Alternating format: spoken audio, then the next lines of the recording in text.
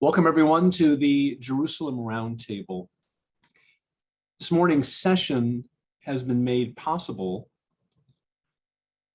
in memory of Sarah Danielle Goldberg through the great generosity of Judy and Bill Goldberg. Sarah was a woman who died too young, an actress, an artist, a beloved daughter. And Judy and Bill have thoughtfully made a series of remarkable programs possible at the Anshe Emet Synagogue in Sarah's memory. And so we begin by remembering her and praying that Sarah's memory will be bound up in the bond of eternal life. Amen. I want to introduce our panelists for this morning. We are really honored to have some remarkable people with us today. Haviv Gur is a veteran Israeli journalist who serves as the senior analyst at the Times of Israel. He's covered Israeli politics and the country's foreign and regional policies, as well as its relationship with the Jewish diaspora since 2005. He's reported from over 20 countries and is fluent in Hebrew and English. He served as director of communications for the Jewish Agency for Israel, Israel's largest NGO. We welcome you, Haviv. And Anna Ahronheim is the military reporter for the Jerusalem Post. She grew up in Montreal, Canada. She received her BA in criminology and criminal justice with a focus in law from Carleton University in Ottawa, Canada. Anna has a keen interest in the Middle East terrorism and terror groups. She moved to Israel. She received her MA in counterterrorism and homeland security at the Interdisciplinary Center of Herzliya, Israel. And you can read Anna's writings at the Jerusalem Post, amongst other sources. And finally, Amir Tibon, who is no stranger to us at Anshe Emet. He is a journalist who works at Ha'aretz and is host of the Ha'aretz weekly podcast. And from 2017 to 2020, he was the Washington, D.C. correspondent for Haaretz, covering the Trump administration, Congress, and the U.S. Jewish community. During this period, he's also covered the far-right march in Charlottesville, Virginia, the anti-Semitic attack on the Tree of Life Synagogue in Pittsburgh, and the 2020 presidential election. Amir is the co-author of The Last Palestinian, a biography of Palestinian President Mahmoud Abbas, published in 2017. All of our panelists are widely published, and we are really very honored to have each of you with us today. So thanks for being with us. Now, each of you has a different role within your news organizations. So we would love it if you would just tell us a bit of the focus of your writing and speak about one big story you've recently covered. So I'm going to begin with you, Anna. Hi, good morning, everyone. Thank you for having me. I cover military and defense affairs at the Jerusalem Post. And it's a beat that I'm sure all of you are aware of, which is very busy, covering terror attacks, wars, the defense industry, on a daily basis. Right now, I'm really focusing on the wave of recent terror that's happening in Israel, in the West Bank. Just on Friday, there was another deadly attack claiming the life of a 23-year-old security guard. Israel has been carrying out Operation Break the Wave, which the Israeli army dubbed the operation to really crack down on Palestinian terror in the West Bank. It's something that the military goes on a nightly basis, even without this type of operation. But Operation Break the Wave is really focusing on certain areas in the West Bank. And so I've been following that, as well as violence coming either from Lebanon or Gaza Strip during the month of Ramadan. We had a few rockets on those borders. And all of that is all connected. really. And so that's the main story that I've been focusing on, but I've also focused on other stories as well, which are not related to terrorism, but Israel's military defense industries, the fact that 8 C-17 heavy lift transport aircraft came from the UAE to Israel within 2 weeks. That's a story that I also covered, which I think is very interesting and is really showing the world how the Abraham Accords is really bringing a lot and changing a lot the Middle East. And so that's just a little bit about what I do on a daily basis. I'm going to add just another part to this question, which is what drew you to journalism? What are you attempting to accomplish as a journalist? If you could just add a few sentences to that, and to Haviv and to Amir as well. For sure. Well, I never really intended to go into journalism. It's not something I studied, even though Carleton is one of the best universities in Canada for journalism. I wanted to go more into an analyst, researcher at a think tank type of role. But I kind of just fell into journalism. It was my luck. I really grew up every day reading the newspaper. Whenever my father used to finish a section of the newspaper, I would steal it and read it after. And the Middle East was always very interesting to me. And so coming and working in journalism in Israel is really, I guess, a dream that I didn't think I had, but a dream come true, because I'm able to share the stories, albeit very violent and sometimes sad stories coming out of the region, but I'm able to share it with the world and give it a perspective that you wouldn't always think, and really try to give it an unbiased perspective as well. Thank you so much. Haviv. Yes. What do I cover and what drew me to it? I have had about, I guess, 15 years ago during the Gaza disengagement in 2005. So it's already 17 years ago. There's a thought. I was a student at Hebrew University, and I had gotten out of the army, and so I was working in basically security. And I answered a little job posting. I was born and bred in Jerusalem, but my parents are Americans, and I'm a very good speller. And so I answered a job notice to the Jerusalem Post to help edit the website, and I was on the website for about a year, and then the Jerusalem Post realized that it was losing its Tel Aviv correspondent and needed someone with good Hebrew. And so I went to do that, and then education, and then Jewish World. And that was it. I was off to the races. I went for 2 years to the Jewish Agency with Natan Sharansky to sort of reform the Jewish Agency, also because I very much supported some of the ideas for reform about how Jews in America and Jews in Israel need to start learning to talk to each other and visiting each other. You know, American Jews, as you well know, this audience visit Israel a lot, think about Israel a lot. Israelis are unfortunately very ignorant about certainly American Jews, which is about 80% of all the Jews that don't live in Israel. And dealing with those issues and raising them onto the national agenda was something that mattered to me very much. And since I came back to journalism in 2012, I've been covering almost entirely Israeli politics and some, regional, strategic, Palestinians, U.S.-Israel relations, those kinds of issues. One of the wonderful things that happened to me in journalism was the day that I got to call myself senior analyst, which is a title that I just asked for, so don't read too much into it. But what it usually signifies in journalism when you move from, let's say, editor to senior editor, things like that, is that you get pulled out of a beat and you can start looking in many, many different issues. Since 2012, I've been in a very small shop called the Times of Israel. We're sort of a rogue element of the Jerusalem Post that split off 10 years ago and founded its own website. Now we're pretty big, but back then, so it was very easy to also sort of build your own beat and find your own issues right there at the beginning. So that's what I do. I mostly focus on Israeli politics. Things I'm following right now. We have one of the most fascinating governments in the history of the state of Israel.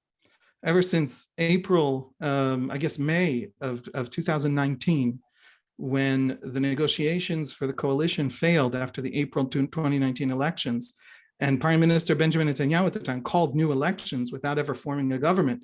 That was an unprecedented moment. There had never been an election in the history of Israel that didn't result in a government. And almost every single thing that has happened in Israeli politics since that moment, the 30th of May, 2019, has been unprecedented. So we then had a second election and a third election, and then we had this very strange unity government that changed our constitution between Gantz and Netanyahu. You don't have to worry about the details I'm giving, but just these are all very strange. They literally changed some of the fundamental building blocks of how Israeli coalition politics and elections actually work. And they had this thing, and then it fell, and now we have this new government, which is the broadest political government in the history of Israel with 8 parties, and not only an Arab party, but a very conservative Islamist party in the coalition, and how all that works and how sometimes it doesn't work.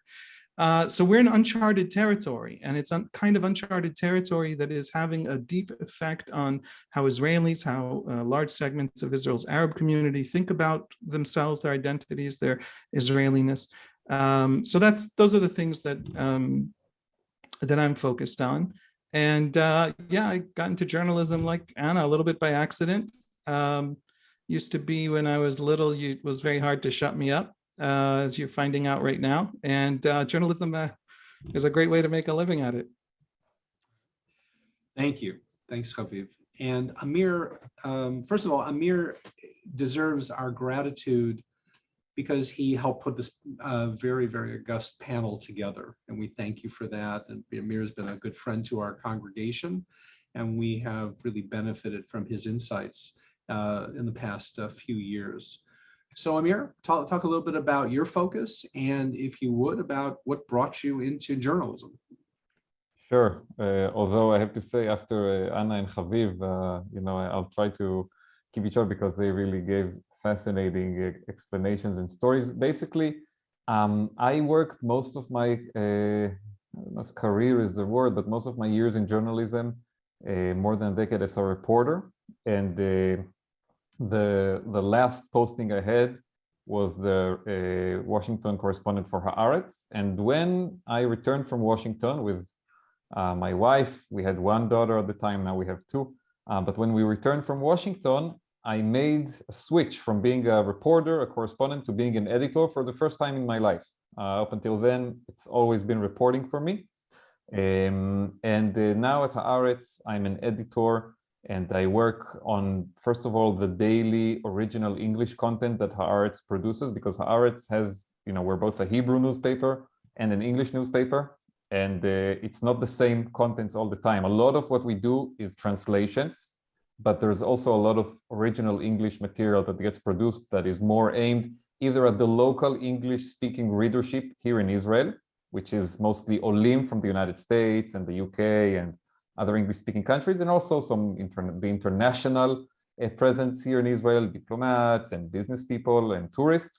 And then, of course, there's a big world out there. There's something called the internet, which is allowing us to connect right now, which basically allows any person in the world who is interested in Israel, the Middle East, or the Jewish world, the 3 issues that we mostly cover, to come and read those contents. They can read it on haaretz.com, they can read it on JPost, Times of Israel, and there's also some smaller fish in this pond of ours. So I added all the original content that we produce, and also all kinds of special projects. I do find whenever I can some opportunities to write as well. One project that I really enjoyed doing in the last few months was a big project we did on Route 90, the longest road in Israel, that we published in English about few months ago by now, and then recently it was also translated into Hebrew, and it was interesting for me. As I wrote it, and then there was one of our best photographers, Danielle was in charge of the photographs for the article, and the adjustments that had to be made from the original English version to the Hebrew version for the Israeli Hebrew-speaking readership were very interesting. I would say about 80% of the article is the same. But 20%, there are places that were fascinating to an international audience and maybe much more well known, even somewhat of a cliche to the average Israeli reader. And that's a lot of times the tension that I live with in this interesting work, that, you know, what is a story that is interesting for Israeli readership, and how do you then make it interesting also for someone who reads it in English in Chicago or in Jackson, Michigan, or anywhere else on the planet. I'll put in the chat a link to the Route 90 project if people want to take a look later, because it's visually beautiful with amazing photographs, and it's also really even for a small country like Israel, you will see that this one road that basically goes along the eastern border has so many interesting stories inside it. What drew me to journalism, honestly, projects and stories like this, the opportunity to show and tell a story in an interesting and original way, and answer people's questions about things that are important to them, and give context to events and to places and to pieces of history.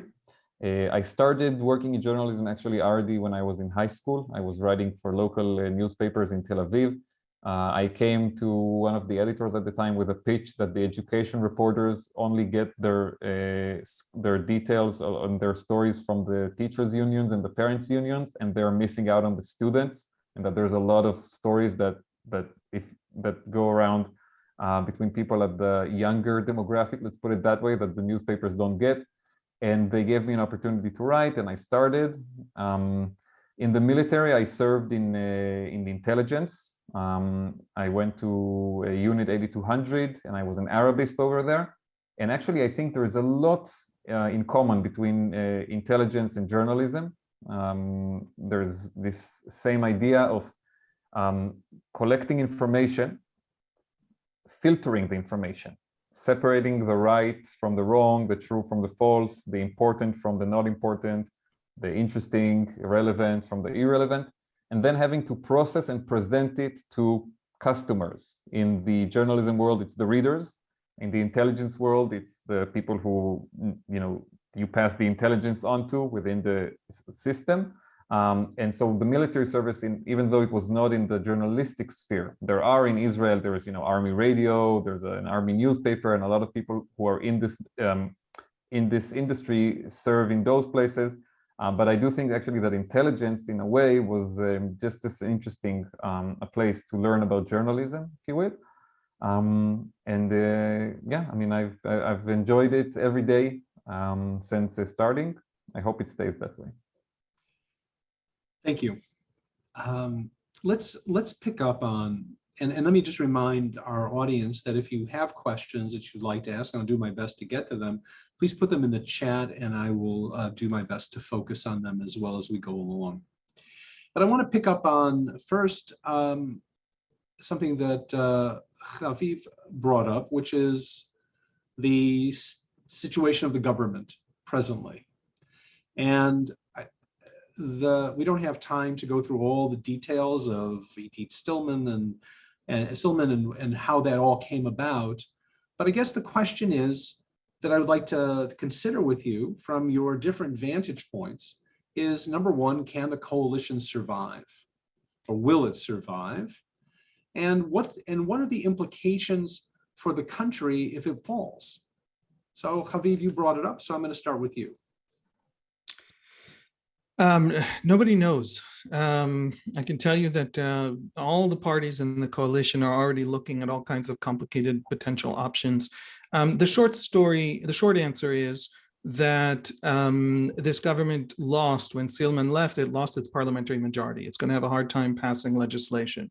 It'll need someone from the other side of the aisle. Right now, the two camps are lined up and preparing for what is quite likely an election. And so it's very hard. The expectation of an election is often what drives the election. So it's hard to pull people across the aisle. And so this is a government that can't pass legislation. On the other hand, under law, a government doesn't actually fall until it fails to pass a state budget. And the state budget for 2022 has already been passed. So it has until March 2023. It can sort of stagger on zombie-like, unable to do any serious legislative work in Parliament until March of 2023, almost a year. It does have that breathing room. It is hoping to bring in other parties to pull them away from the Netanyahu coalition, such as the ultra-Orthodox parties. The way that, it's actually fascinating, the way that this very, very unstable government is trying to pull ultra-Orthodox parties across the aisle to rescue it is by passing as many harmful policies to the ultra-Orthodox community as it can, to sort of force their hand and have them say, guys, we have to rescue. If we come in, all this stuff stops. For example, canceling there's a special kind of cell phone that the ultra-Orthodox rabbis in Israel approve, which doesn't get internet and doesn't get us a message. You can't send pictures around. And that's considered a kosher cell phone and a moral cell phone. And the government is canceling the ability to have all of the kosher cell phones only have certain set numbers, so you can tell if a person has kept their kosher cell phone or not, to allow people to get different phone numbers that they want and hide whether or not they have a kosher cell phone, and potentially penetrate with smartphones the ultra-Orthodox community, which in any case has many smartphones. But this is something that the ultra-Orthodox you guys don't hear about this. Inside Israeli politics, in the Knesset, there's been screaming and shouting and throwing things about this question. And the hope of this government is that the ultra-Orthodox say, well, to preserve the moral integrity of our youth, we have to join the government. I suspect none of this will work. I suspect this government will stagger with the caveat that everything in the last 3 years has been brand new. I have no precedent to draw on for what's happening to this coalition or the nature of this coalition. I suspect that this government staggers a short way forward. Either they pull a rabbit out of a hat, someone comes over from the opposition, or they fall, and we head to an election. The last sentence: Netanyahu doesn't have a coalition. The government doesn't have a legislative majority. Netanyahu doesn't have enough without Arab parties that very much don't want to see him back, who are in the opposition with him. He doesn't have enough votes to actually establish, without an election, his own government. And so we're probably staggering for a few months and then going to an election. So this notion that Benjamin Netanyahu is waiting in the wings and he's about to take the stage again is false. I mean, that is what he wants, but what I think what you're suggesting is that it's not as clear cut as all that.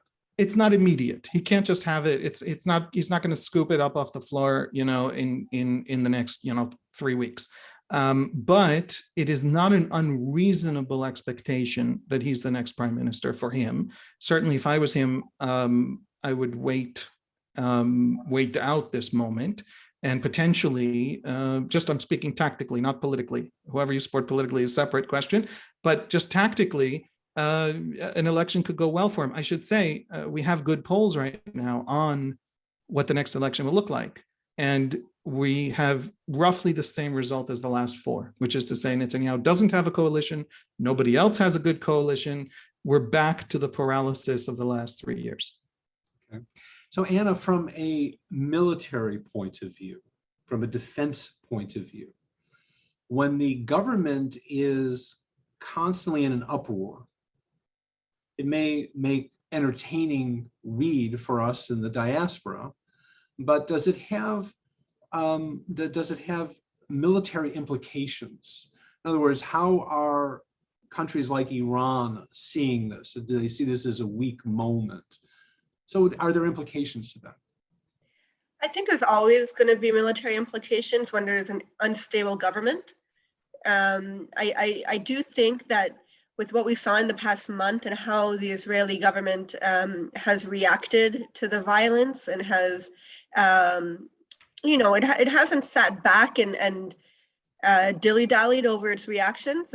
I think it acted very well. I think it showed that it is strong, and it is, even despite political instability in the Knesset, it is able to get what it needs done in terms of the military, in terms of reacting to threats and retaliating against rockets. There was, I don't think, any compromise on either side, be it by the military or by Defense Minister Gantz or by Bennett in any of their reactions. I think the fact that Gantz has been defense minister in previous governments makes it a bit more stable in terms of the military, in terms of the IDF. I think the IDF sees a stable defense minister as something that it needs. Before Gantz came in, there was I mean, there was Netanyahu, there was Bennett, there was Lieberman. Every few months with a different defense minister. And that, I think, showed a type of weakness that right now there isn't. I think that, like Haviv said, we will very likely go to elections in the coming months. But as long as the army now has its budget, it's able to get its projects really get them going finally after so many years of stagnation and having to deal with a budget from 2019 and not really move forward Chief of Staff Kochavi's main plans for the military. I think now it's really showing that, okay, we have everything in order. The Knesset might be, not 100%, but we have to be that block that shows that we are in charge of what we need to be in charge of. And I think that's what we're seeing right now. So even though there may be disarray in the government, the military and the defense establishment is stable. Yeah. But okay, but let's change the focus of this, Amir. How do you think the instability of the government affects the Israeli populace? What does it do to the social fabric of Israel? Right? I heard from many Israelis, I think we all did, thank God we finally have a government, right? And even dealing with our consul general here in the Midwest, they actually had a budget. They had money that they could use suddenly. That for years, for a couple of years, they didn't even have a budget. So what does it do to the social fabric, Amir? That's a great question. I'll share a personal explanation maybe of what's at stake. So like I said, I lived for 3.5 years in the United States. And when that was over, we came back, our small family, to the kibbutz in Israel, which we call home and where we lived before going off to the US, kibbutz Nachal Oz. It's on the Israeli border with Gaza. And I was surprised to see that a lot of construction projects that started when we went off to Washington had not been completed by the time we returned at the end of 2020. We left right at the beginning of the Trump term in America. We came back after he lost the election to Biden. And the projects that started back then were completely stuck. And we would ask people in the kibbutz why, or in the region, this is the border with Gaza, the Western Negev. It's supposed to be a priority region for Israel. What's happening? People said because of these endless election cycles and the lack of a national budget, nothing was approved, nothing was built. Now we actually have a budget that was approved a few months ago, and I think that's an important step. So that's one implication, but I think beyond it, these endless cycles of elections, having 4 elections in 2 years, we Israelis take pride in being the only democracy in the Middle East, and it's important. But maybe we took it a little bit too far with those 4 election cycles, and if we have a 5th one coming up now, I don't think it will do any good to Israel as a country. Elections highlight what's divisive and what people disagree on. They are also very important. We would rather live in a society with elections and division than a supposedly unified country with no free elections. But there's also a question here, I think, of having the right proportions and the right amount of elections. It's supposed to be maybe one every few years, not every year or two. I do want to say something about the prospect of an election, and I completely agree with what Haviv and Anna said. I want to explain what it would take to trigger an election. Basically, you need a vote in the Knesset to dissolve the Knesset and call new elections, and it needs to pass with a majority of 61 out of the 120 members of Knesset. Right now, if you look at the makeup of this Knesset, you have 54 members of Knesset who are on Netanyahu's side. Okay, they are 54. They started as 52, but then there were 2 defections from Bennett's coalition, so that's 54. Then you have 6 members of the joint list. The joint list is the most far-left element in Israeli politics. It's in the opposition, but it's not in necessarily the same lockstep with Netanyahu. What will the joint list do if there's a vote to dissolve the Knesset and call an election? Right now, they're saying they will vote in favor. But if even 1 or 2 of their members don't show up for the vote, you're getting a bit farther away from 61. Then you need more defections from the coalition. There's, I think, 2 members of Knesset from Bennett's party who are considered, kind of wavering and are the next candidates to defect. Let's say Likud manages to get one or two of them to cross over. Okay, then you would still need the joint list. And then another element is Mansour Abbas's party, the other Arab party, the United Arab List, which is in the coalition, but there's another, I think there's a member over there as well who's considered a candidate. But it all comes down to the question of, can you get, at the end of the day, 61 people to vote in favor of dissolving the Knesset? If you can't, if the opposition doesn't get to that number, this injured, bleeding government can go on and on for quite some time. They need to survive now 2.5 months in the upcoming summer session of the Knesset. And then there's a break. And after the holidays, there's the next session when they will have to pass a budget. So I think it's going to be a very, very much down to the wire numbers game of who get, because in the parties that do make up the coalition don't want elections right now. They prefer the current situation, as bad as it is, to going to election. And the last piece of it, and Haviv mentioned this possibility, an election does not necessarily mean another government is sworn in instead of the current one. Netanyahu stayed prime minister in after 2 election cycles without having a government. That was basically a year. And then he had this weird government with guns. But even before that, there was a year when there was election after election. He could not win a majority. No government was sworn in, and he just stayed in office. According to the coalition agreement that was signed last year between Bennett and Lapid, this kind of scenario, I'm not going to go into all the details, there are amendments and question marks, but it's very likely that if we do see an election coming up now, Lapid becomes the interim prime minister for the duration of the election. But if no government is sworn in after the election and we go to another election round, he stays in the prime minister's office. So really, we're talking here about very, very weird scenarios. I'm not sure which one is the likeliest, honestly. We'll have to wait and see. But in general, this whole situation is a continuation of the political crisis that began, as Haviv said, in May 2019. 3 years later, we are still not past it. And the real issue of this crisis is Benjamin Netanyahu's trial. This is what is really causing this entire political crisis, in my opinion. Netanyahu wants to amass enough power to cancel the trial and shield himself from the legal process. He has failed to do it in the 4 elections that took place in the last 2 years, but he wants to get another try, a 5th election. And until this issue is not solved, we're looking at a long period of instability in Israeli politics.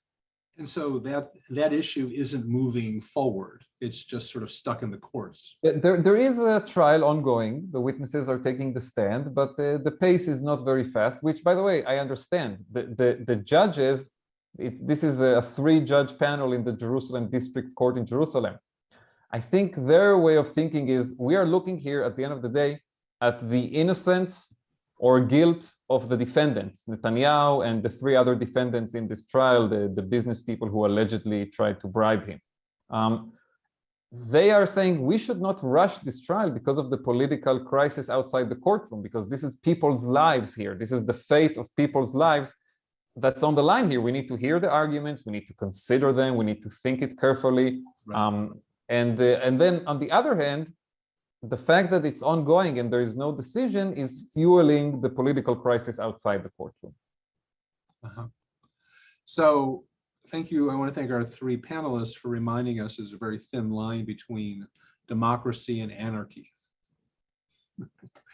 And it is kind of just a crazy time. I want to pick up on some of the questions that have been asked. Phil Stern asked, if Israel does go to elections, do you see anyone who is currently outside of the Knesset who, if this person ran, could shift the balance to one side or the other? Is there someone out there that the country would coalesce around? Go ahead, Haviv. Who are we asking? Any of you. I'll give it a shot. So it's a wonderful question. The answer is there are always these sort of,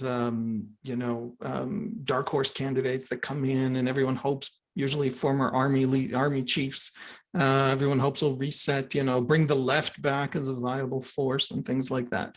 At the end of the day, I worry that Israeli politics is locked in now to a kind of, it's important to understand how our democracy basically functions, because we're a very strange democracy structurally. We have very, very few institutions. We have very little checks and balances.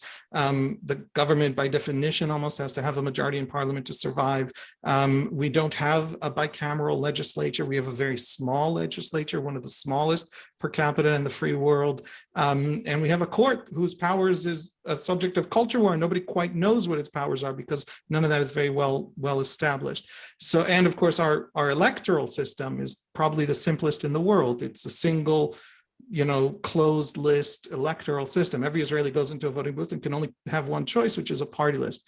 And all of that boils down to the checks and balances in our political system. The way you create this balancing act of democracy is at the coalition table. And because we have a single constituency in the whole country, the way people tend to vote for their political party is by essentially a cultural tribe. So there's an ultra-Orthodox party, and there's a Sephardi ultra-Orthodox party, and an Ashkenazi ultra-Orthodox party. And then the different kinds of Arab parties are different parts of Arab society in deep cultural and religious ways. And then there's the secular Tel Aviv party, and so all of our different cultural tribes sort of coalesce into the Knesset. Sometimes you get someone who is able to unite a coalition of different cultural tribes, like Benny Gantz, for a brief time in 2019, 2020. Usually not. There is the crisis here. I disagree with Amir in the long term. I agree with him in the short term. This is Netanyahu struggling with this political moment and with this personal moment. But in the long term, there's a structural issue here. Mizrahim vote in huge numbers for Likud. Ashkenazim vote in huge numbers for what was the Gantz coalition, the center, the secular center, or the center left. There are these deep tribal realities expressing themselves at the coalition table and at the Knesset. And so this is Israeli society, and this is going to be here for a while. And sometimes one side might have a little bit more, while the other side a little. One member of Knesset from Likud says to me recently, every time I hear an ambulance, I smile, because it's either a left-wing voter dying or a right-wing voter being born, which is to say, demographics. The left is aging, the right is younger. It was a very bad way to say it, but this is a populist right-wing member of Knesset. That's how they talk. And so my answer is no. There might be some popular politician who in a single election cycle might accomplish something, but this essential paralysis, this essential standoff is going to be with us, I think, for a generation. I'm going to shift off of this and come to the internal terrorism that's going on in Israel. And we're also going to want to touch on some of the Temple Mount issues as well. But Anna, you had a piece in today's Jerusalem Post on, on the latest casualty, a guard at Ariel, in the city of Ariel, who's being laid to rest today. The funeral is going on, I think, it's going on today. But you talked about in an interview that you had with a security official, the challenges of trying to manage this crisis. Can you talk a little bit more about that? Right. So, I mean, the crisis that we're seeing now is just another wave. And that's what every security official calls it. It's just another wave of violence that there are peaks of, that we're seeing a peak right now, and that we saw a peak last time in 2015, 2016, 7 years ago, I think. And we also saw a peak last year when it came to Operation Guardian of the Walls. And all of that comes again to the Temple Mount, where the Temple Mount is a holy place in Islam. It's also a holy place in Judaism. And Hamas, what they were able to do last year in Operation Guardian of the Walls, what they called the Sword of Al-Aqsa, was really bring the Temple Mount to the forefront of not only the Palestinians in Gaza and the West Bank, but also Arab Israelis in the north and the south, the Bedouins, and really bring them all together against Israel and against Israeli civilians and security forces. And what's really tough about these waves is that because it's not really organized by Hamas or Fatah or Palestinian Islamic Jihad, but rather you have the lone wolf attacker, it's hard to get to them before it's too late. Israeli security forces since 2014 have really stepped up their intelligence gathering capabilities in the West Bank. There's a whole network of cameras and other big data, artificial intelligence capabilities being used there. But at the end of the day, nothing is 100%. Just like in terms of the Iron Dome, it might be an amazing system, but it does not get every rocket. And same thing with terrorism. You can't get every attacker before they come out either with a knife or a gun. And guns and other weapons like that are rampant on the streets of Israel. It's not only in the West Bank. The amount of smuggling of arms from Jordan, from Egypt, from Lebanon into Israel, which then floods the streets. I mean, the Arab community in Israel have been dealing with this phenomenon for years, and it's pretty much been ignored because it wasn't really seen as a national security threat. But once this government understood that, yeah, when you have a few thousand illegal guns on the street, it might just end up in the hands of a terrorist. You don't need an Uzi or an M16 to carry out a devastating attack like we saw in Tel Aviv. And yesterday was carried out by 2 carloads of machine guns that can be manufactured in a basement in the West Bank. So what Israel is doing now is really cracking down on weapons smuggling. There's a big focus on that in the past few months, actually. There's also a focus now on Operation Break the Wave of getting not only the terrorist before he goes out for an attack or afterwards, like we saw in Ariel. And I have to give it to them 20 hours. I mean, it might seem a lot, but that's a pretty good, quick arrest operation. But they're also cracking down on weapons intermediaries, the middleman of selling the guns. And that's another thing that wasn't done in the past. I think that, in Shmone Matayim 8,200, like where Amir served, which is focusing a lot on social media and social networks in the Palestinian street, is also looking to see if they can get any indication of someone who might go out to carry an attack. But these are waves, like I said at the beginning of my answer, these are waves that at the end of the day, they will die down. We saw the last attack before Friday's attack was April 7th in Tel Aviv. There was a few people who thought that perhaps this wave was over.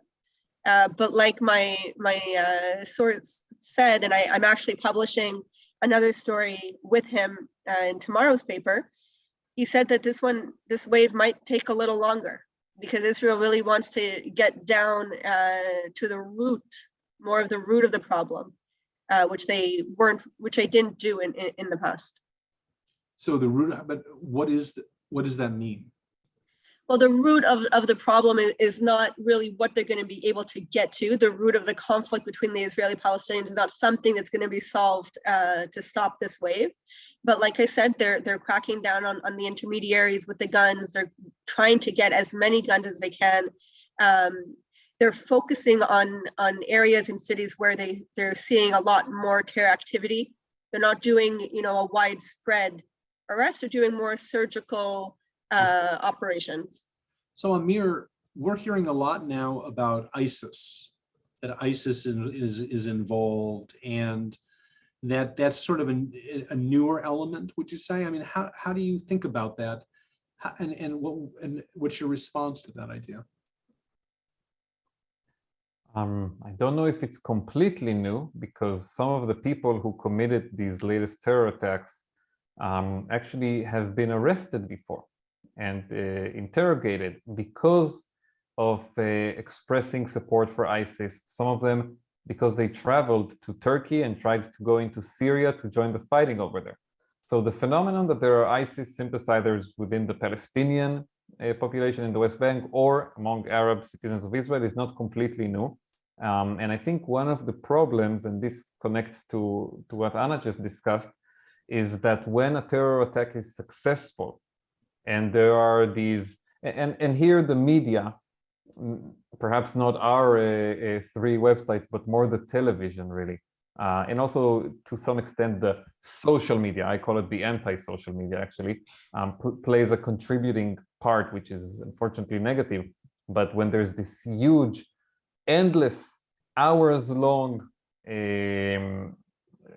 media focus on the terror attack and its implications, and the pictures are shown again and again and again, it creates the copycat phenomenon. When one person says, this terror attack just killed Israelis and the people who did it are, they are my heroes and I want to be like them. Whereas if a terror attack fails and does not draw this much attention, sometimes it would not have that kind of trigger effect on the next person who wants to go out and do it.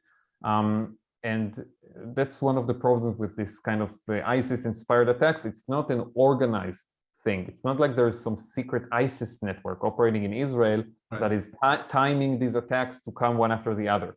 It's local initiatives of people who are inspired by something and feel that they have an opportunity and now it's the time to strike. And that's why every time a terror attack is stopped and is not successful, it's important not just because lives were saved at that moment, but also because sometimes this also stops the next attack.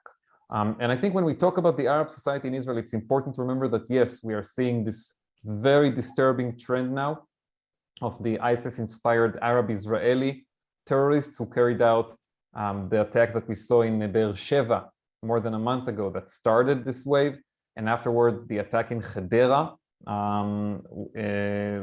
that if you remember this video of one of them from the back. But it's also important to remember one of the, actually not one, 2 of the people who were killed in these terror attacks were Arab citizens of Israel who served in the Israeli police or border police. Right. And one of them, Amir Khoury, the Arab-Israeli police officer from Nofa Galil, became a national hero because he drew direct contact with the terrorist in Bnei Brak. He came, riding a motorcycle with his partner, 2 police officers, one of them Jewish, one of them Arab, confronted the terrorist, engaged in a direct gun battle, and he paid with his life for this. So it's also important to remember that we are seeing also this very important trend as well. There is more and more interest in the Arab-Israeli society of integration, of becoming part of the state of Israel, of finding ways to be involved. Haviv spoke about the historical importance of having an Arab party in the coalition for the first time in decades. And I think maybe when we will look at these events 10 years from now, when historians will study this, perhaps they will show some kind of a relationship between the 2 trends. That right. One of them is a reaction, and one of them, is being a reaction to the other. There is definitely a danger of extremism and hatred and incitement within the Arab society in Israel. We saw it explode last year during the Guardian of the Walls, as Anna mentioned. We saw it in these recent terror attacks. But there is also a huge potential for integration and for cooperation. And we're seeing it in this government. We're seeing it every day in Israeli hospitals where you have doctors and nurses from the Arab sector working alongside Jewish staff. You see it now even in the police and in the military. So maybe the 2 things are actually related. There is some kind of an internal battle over the way the Arab society in Israel should go. One of the very touching stories was the rabbis from Bnei Brak who went to the funeral yes. of that security person. And that was a powerful statement. But Haviv, there are also people in Israel throwing gasoline on this particular fire. We made mention of the Temple Mount. People like member of Knesset Gvir are attempting to stir people up. Can you talk a little bit about that and your understanding of where we are in this moment, especially following Pesach, when we had more than 4,000 Jews going up to the Temple Mount, and these rewards for anybody who could sacrifice a goat up there on Pesach? Yeah. I don't know if it's worth it, killing a goat for whatever they were offering, 10,000 shekels.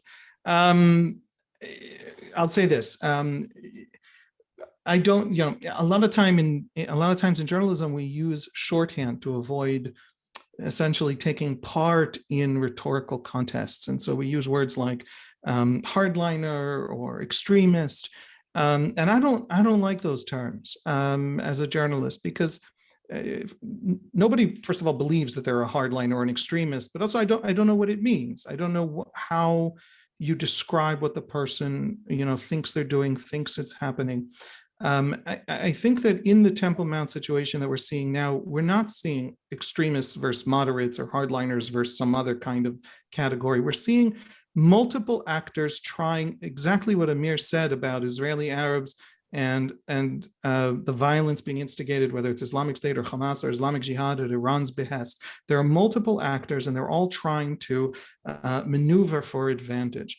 Hamas has been trying to create violence in Israel, in Jerusalem, between East Jerusalem Palestinians and Israelis, in order to position itself in the center as the agenda-setting party of Palestinian politics, to take the spotlight away from Mahmoud Abbas, to argue that Mahmoud Abbas's policy of working closely with Israel on security is a bad policy.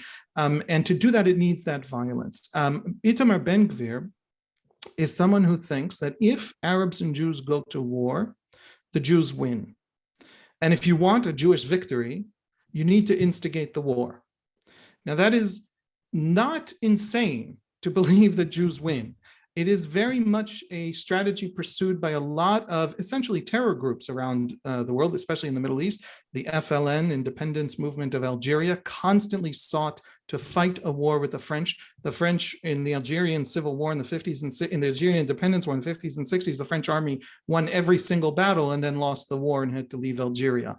And to instigate those battles, to force the hand of the other side, they were constantly. Now, Itamar Ben-Gvir is a racist. Itamar Ben-Gvir is a supporter of violence and terrorism. Itamar Ben-Gvir is very much the Jewish side of Hamas. And I mean all of that literally, not as like a moral condemnation. He actually in his living room had a picture up of Baruch Goldstein, the man who murdered 24 Palestinian worshippers in 1994, I believe it was, in the Machpelah cave in Hebron. So he supports terrorists.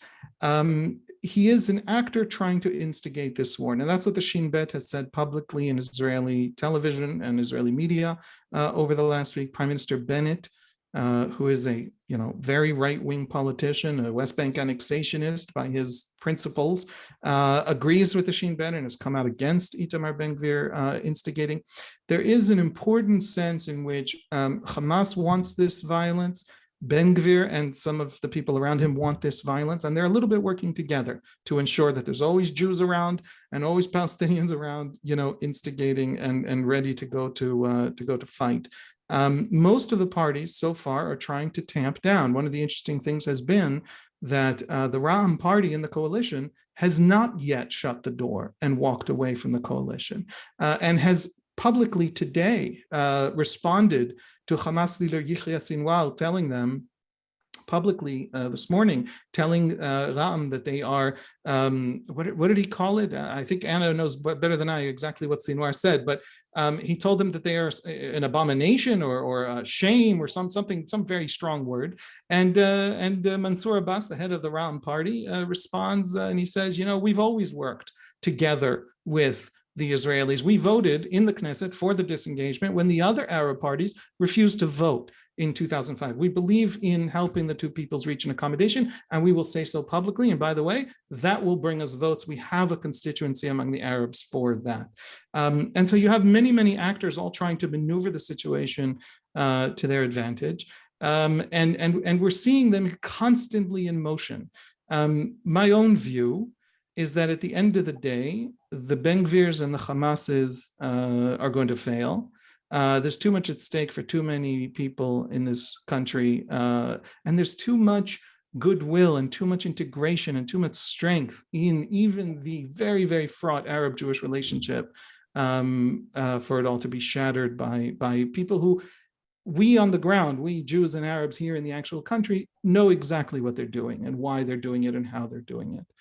One of the surprising things since the violence we saw in May between Israeli Arabs and Jews in places like Lod has been the wall-to-wall condemnation and the coming together of Arab civil society and Arab leadership and Jews from particular parts of the political spectrum, not yet everybody, but there's more of that than of the other, even if it doesn't show in the media. Well, it doesn't show in the media, especially in the United States. And so thank you for that. So I want to talk about journalism for a few minutes with you. So Anna, you grew up in Canada, and freedom of the press in Canada has, and the United States for that matter, has a particular meaning. How does freedom of the press compare in Israel to the freedom of the press that you grew up with in Canada? Well, in Canada, freedom of the press was paramount. Coming to Israel and working on the military beat, I was introduced to the censor's office. And I remember when I was first told about a censor in Israel, I was like, wait, like with Syria, like with North Korea, I don't remember any democracies with censorship, especially in terms of the media, because that's, we want to bring the truth out. Why should we want to censor the truth? So at first I was a bit taken aback. And I mean, I'm 7 years in, I'm still taken aback by it. But at the same time, there are things which I do understand are best not shared with the general public. And a lot, when I write articles, 98% of my articles have to be given the okay from the censor. Even my tweets, I've been called by this. What is the censor looking for? Help us understand that a little bit better. They're looking for something that could, for example, the chase in Tel Aviv following the attack. All of the media, all the press, the TV, reporters on the ground, everybody was live tweeting it. On TV, it was, not 24/7, but for hours, the main channels were following the chase. And you don't need to follow a security chase and give all that information, because for sure the terrorists could be watching it as well and know exactly where the forces are. So the censor is trying to, at one point, stop terrorists from understanding IDF actions, stop countries like Iran, for example, from getting information that Israel doesn't want leaked. But at the same time, they can have very silly requests. For example, when an Israeli security guard in Jordan stabbed, I believe, a worker a few years ago. I don't remember the story 100%, but it was a very big event that Israeli reporters were not allowed to write about or tweet about until the security guard was back in Israel from Jordan. So even if you had the BBC, you had all the foreign press reporting it, Israeli reporters were not allowed. Whenever we have an issue, we say, according to foreign reports, this is what's happening. So Israeli reporters like myself, covering that event in Jordan, had to write our reports according to foreign reports, even though we knew exactly what was happening. So the censor, again, they have good intentions, but enough already. Chalas, we're reporters, we're trying to get the news out. We're not trying to cause damage to the state of Israel. At least I'm not. I don't think Haviv or Amir are doing that either. And I'm sure that they've had to deal with the censor as well. But the censor is something that I did not expect in Israel, especially coming from Canada. It's something that other beats don't have to deal with. But it's part of my my daily challenges. So go ahead, Haviv. And I just mentioned in that regard, I have never had to encounter the censor, and it has to do with the very different beats that we cover. It's very much in security, and we've interviewed a former censor, military censor, who also called for the censorship to end. So it is a debate. Yeah. Yeah, it's a very big debate here. So, I knew about the census office, but I had forgotten about it for a long time. And so when you brought it up, I have to admit that it's sort of like I sat up for a second and said, oh gosh, I had forgotten about this. And you realize just what a different universe. And people in the West have a way of kind of only seeing things through Western eyes. But here's the thing, Amir, and you mentioned this earlier about your article on this highway, Route 99, going up Israel, that you are very conscious of the fact that we live in an internet age where people like me, and I imagine the 76 people, the 80 people that have been on this, they're reading either the Times of Israel, Ha'aretz, the Jerusalem Post every day, or at least a few times a week, or they're getting digests, right, all the time. And so this is a very different period that we're living in. And so do you write with a sense of the importance of hasbara as a reporter, right? In other words, it's one thing to write in Hebrew in Ha'aretz, because the audience that's going to likely be reading it. But in the English version, is there a sense of hasbara? How is this going to be heard? How is this going to be read, right? Do you shade it a little bit? Do you pad it? How does that work? And I'm going to go around the table on this one, but go for you start, Amir. So no, that cannot be part of the considerations, because first of all, in today's internet ecosystem, translating a story, an article, is almost as easy as getting it in English, in a sense. I mean, if somebody wants to take the weekly article by Gideon Levy in Haaretz and send it to their friends and tell them, look at what evil Israel is doing, the question of what language it was published in is really not the main question here. And for me as a reporter, it's really always, and now as an editor, it's really always about one thing. It's about being accurate, it's about being truthful, it's about getting it right. And of course, a lot of times in stories that you have to write about that involve different political figures, that involve conflict you can have between Israel and one of its neighbors, or other conflicts in the region, there might be different explanations and different viewpoints that you have to bring. And it's also true for covering politics in Washington in that way, that you need to bring into the story as well, and it creates the context and gives the reader a better understanding. But your number one commitment is to getting the reader a truthful, accurate, relevant story. And if you try to sugarcoat it this way or that way, it's not going to work. Because in today's world, in the internet community that we're all kind of members in, these kinds of lies can be detected pretty easily, and trust that you can spend years trying to build can be destroyed in a second.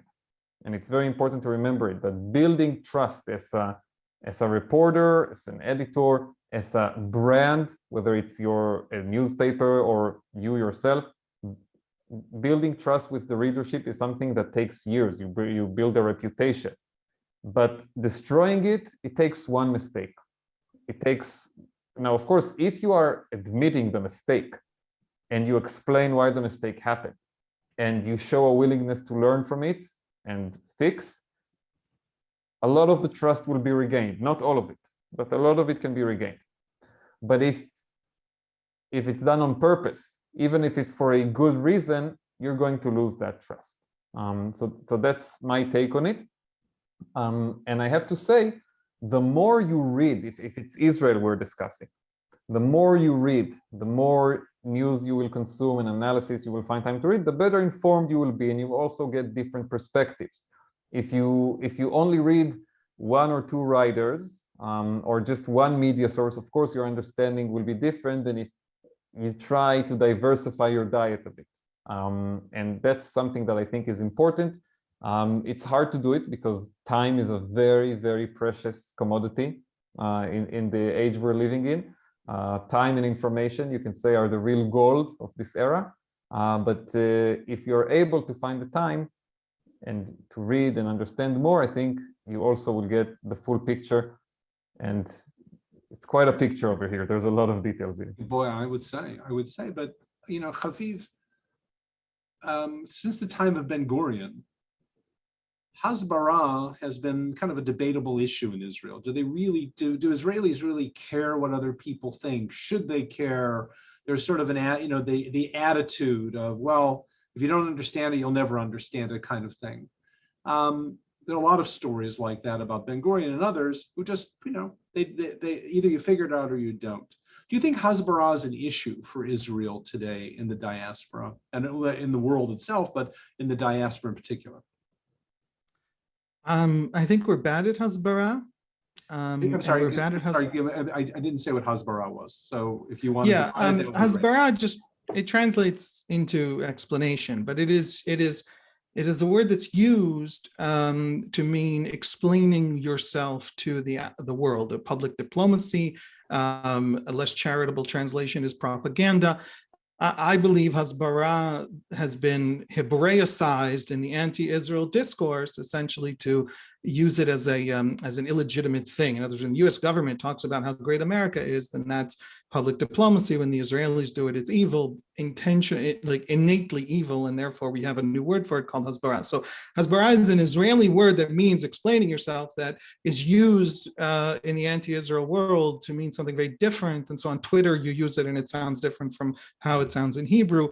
And I think that's prejudice, but using words like that, it's like people who will take some Palestinian word that means one thing and decide that it means something else and try and frame the Palestinians that way. So Hasbara is a little bit of a loaded term, but I take it to mean explaining ourselves.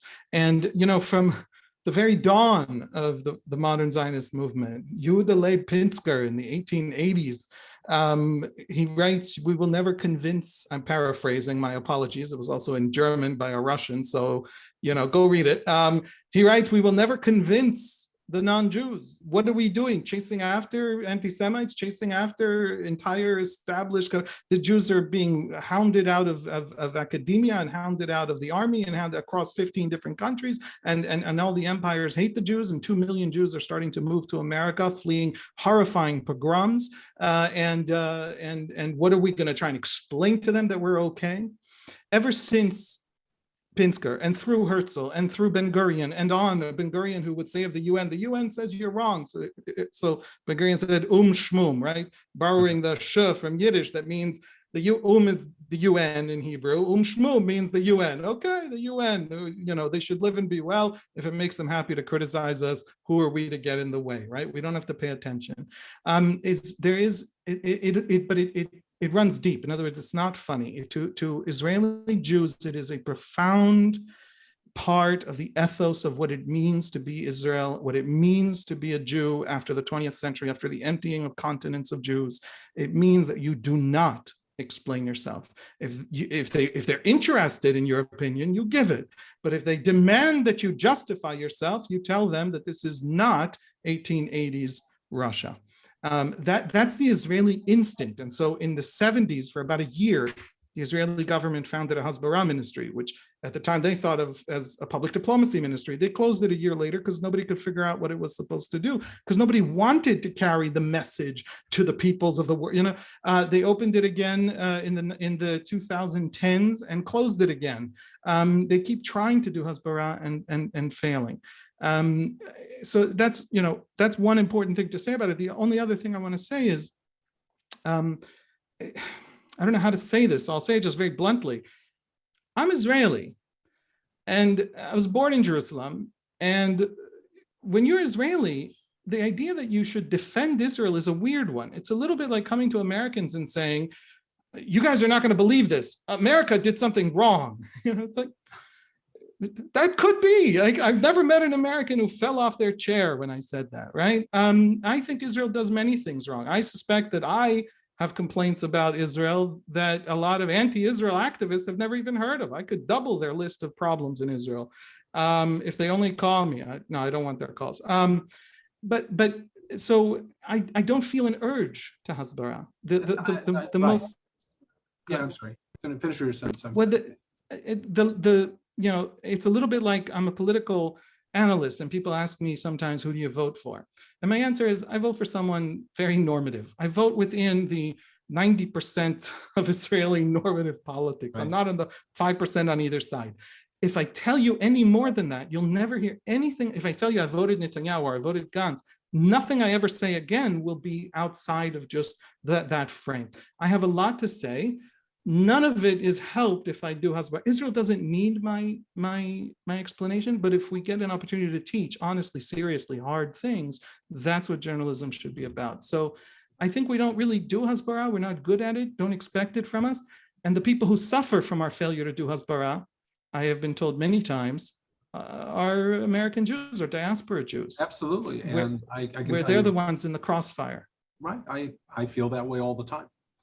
And it's challenging, I would say, and this is an especially challenging moment for Jewish leaders in terms of how do we present Israel and managing a thoughtful conversation on Israel in a time when social media, as Amir, unsocial media, as I think he said, can be very challenging in this moment in time.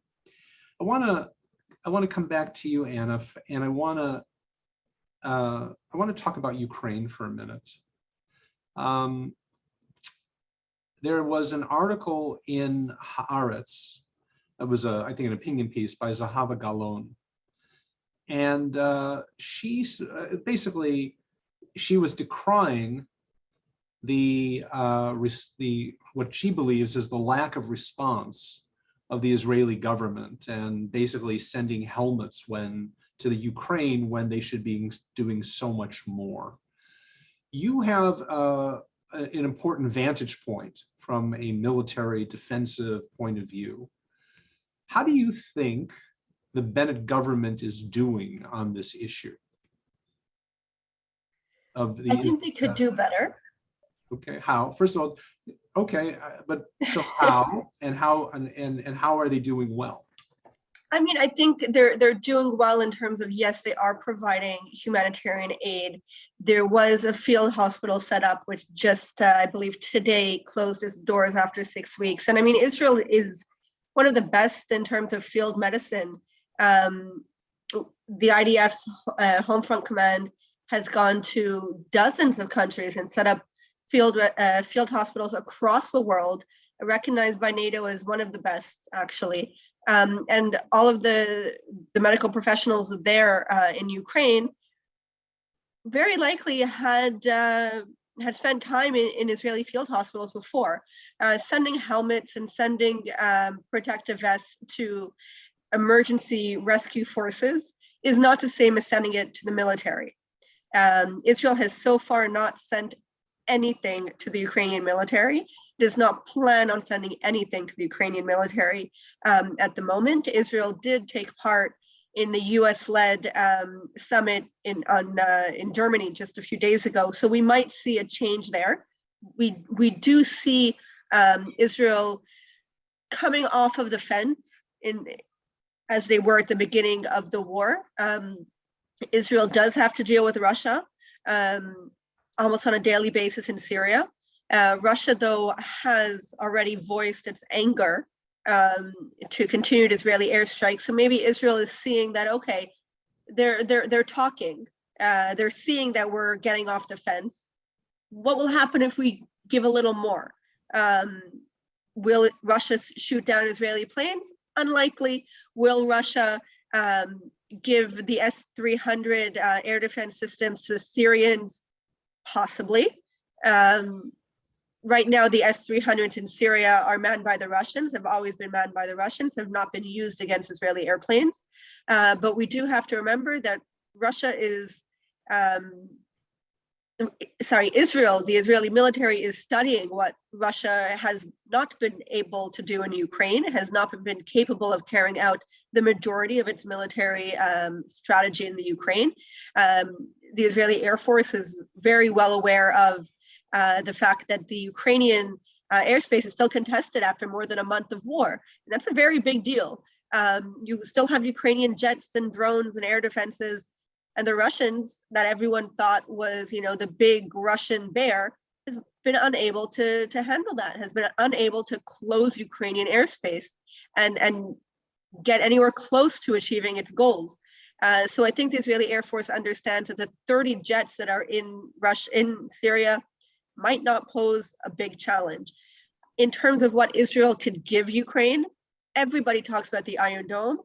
Let me make it clear here. The Iron Dome will not be useful to the Ukraine, okay? There are other systems that Ukraine could use, such as a Spider. It's an air defense system which is already being used by NATO countries. It's interoperable with NATO systems. It's much easier to train on a system like the Spider than the Iron Dome. And the Spider is much better capabilities in terms of taking down missile threats and other type of aerial threats that the Iron Dome can't take down. So for all of you who think the Iron Dome needs to go to Ukraine, it doesn't.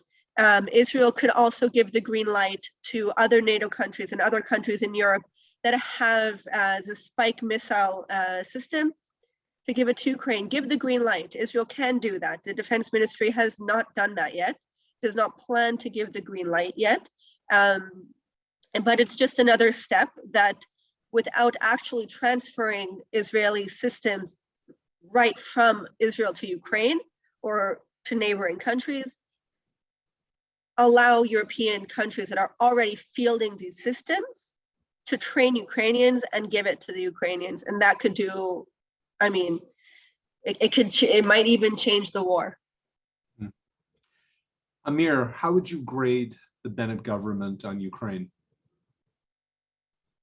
I don't think I can, honestly. One thing that has to do with the debate on social media is that sometimes people in our profession mistakenly think they need to have an opinion on everything. And I have opinions about a lot of things, but I try not to offer an opinion on things on which I have no expertise. And the issue of Israel and Ukraine is extremely complicated. I really, in my heart, root for a Ukrainian victory in this war. I think Putin is presenting a very clear danger to the democratic way of life. And the idea of invading a neighboring country like that is horrendous. I understand the Israeli complexities, and frankly, I don't think this war will be decided by the action of the Israeli government, and so it's hard for me to grade what the government do. There was one issue that I've expressed a public opinion about, and I will repeat it here. The one thing I was disappointed about early on, and still a little bit, is that Israel did not forcefully respond to Putin's abuse of the Holocaust. Not as much as he did when Zelensky had some kind of statement that was also incorrect with, comparing situation to the Holocaust, but Putin started the whole campaign with the, denazification of Ukraine and all of that really ridiculous and inappropriate use of the Holocaust. I do not expect Israel to take sides in the war. I understand the complexity with Syria. I understand the other considerations. And again, I don't have a clear opinion here or there. I do think that Israel, as the homeland of the Jewish people, the only Jewish state in the world, should be much more forceful against this kind of abuse of the memory of the Holocaust, and specifically and ironically, when using it to attack the only Jewish head of state outside of Israel. You know, I mean, this country elected a Jewish president 3 years ago, and now you're denazifying it. I thought that was the one place where Israel should have spoken much more forcefully and condemned the rhetoric. On the issue of the military involvement, again, I don't think I can give a grade. It's a very tough question, and it relates a bit to other dilemmas that we have in relationships, for example, with some of our neighbors, which, you know, Israel establishes close ties with these dictatorial countries in the region that have very repressive regimes towards their own people. And, you know, Mohammed bin Salman in Saudi Arabia, I think, is a very interesting example. But at the same time, you know, is this our business to run the internal politics of Saudi Arabia? Or do we look at this and say, here's an opportunity to create a stronger relationship with a new leader who perhaps, you know, there is a window of opportunity with him. So, and we had the same thing. Amir, thank you for that. And I should also mention, you would not be a very good rabbi, because rabbis have opinions on everything, whether they know anything about them or not. One last real quick question. I just want to go around before I thank you and we conclude. What story do you think the audience should be focused on in the next few weeks? Haviv, what is the thing that you would direct people's attention to over the next few weeks? There's so much. It's not fair being first. I would, so, you know, I would say that the nitty-gritty of Israeli politics is secondary. I would pay very close attention, ironically to, not ironically, but to the Biden administration. A lot of what's going on with the Biden foreign policy is very, very confusing to people. We have the Iran nuclear deal. We don't know where it's going. We're very happy that the Biden administration is being very forceful. At the same time, there's a lot of pressure, especially from Europe now, to double down on that deal. It's a little hard to justify helping out Khamenei when there's so many sanctions on Russia. So Europe is trying to sort of play there's a lot of interesting foreign policy dynamics that I think are all coming to a head in the next few weeks. The Ukraine war can't drag on much longer. Russia might expand to Odessa and to the land corridor. We're seeing already a little bit of Russian conversation about Moldova. All of it is connected. All of it is coming to a head. We will know, I would say, in 6 weeks. Anna might know more than me on this point, but we'll know in 6 weeks if there's an Iran deal, if there isn't an Iran deal, which changes the region in some important ways, how the Ukraine war hopefully ends, or at least this stage of it ends and becomes something much more low intensity and ongoing. So I think that's the story I'm going to be watching most closely. And of course, if our government falls, but that's just, I get paid to watch that. Okay. Anna, quickly, what story should we be watching? Well, I mean, of course, there's always the Iran deal, and everyone, you know, is always saying they're a few weeks away from a bomb, a few weeks away from a bomb. Every few weeks, they're another few weeks away. So I don't know if it's going to be 6 weeks if we have a deal or not, but that's definitely something I'll be watching. I'll also be watching the violence, and I would suggest everyone here to keep an eye on that if the violence in Israel continues. I would say until the end of Independence Day celebrations around that time, if there aren't any rockets and the terror attacks have quieted down again, we might be able to say that we're over this current wave. So keeping my fingers crossed that it stays quiet. We don't see any more death and destruction. And again, Ukraine war, going to keep an eye on that. See how that does affect Russia's participation also in the Iran deal and other foreign policy issues as well. And again, I'm always going to be keeping an eye on what happens in Lebanon. Lebanon is a crisis which is catastrophic, will definitely have an impact on Israel one way or another. The country has been collapsing slowly but we're seeing a lot more effort by Hezbollah right now to fan the flames of more violence against Israel. So also going to be keeping an eye on Lebanon. Amir, last word. For me, always, I think the most pressing issue is Gaza. Are we going to have another war with Hamas a year after the previous one, or is it going to remain quiet? Because except for a little trickling of rockets in the last few weeks, it's really been a quiet year on the Israeli-Gaza border, and even more than a year and a half since we came back from the US. So I think my hope is that the current tensions that we have seen in other parts, Jerusalem and with the terror attacks, do not spill over into Gaza, and that we'll be able to have quiet Yom Ha'atzmaut and then a quiet Shavuot coming up, and in general time to rebuild and really heal from the wounds of last year. And also whether there will be an election in Israel, or if the government will manage to stick it out and have a little more breathing room and time to do some things and not just rush from election to election. I think those for me are the two main questions, but also as someone who lived for 2 years in the US growing up as a child, and then a few others in my career, I became a big NBA fan. And so for me, one big story is going to be if the Boston Celtics can get the 18th championship this year. And I'm definitely going to be following that one. So another interesting story happening more on your side of the world.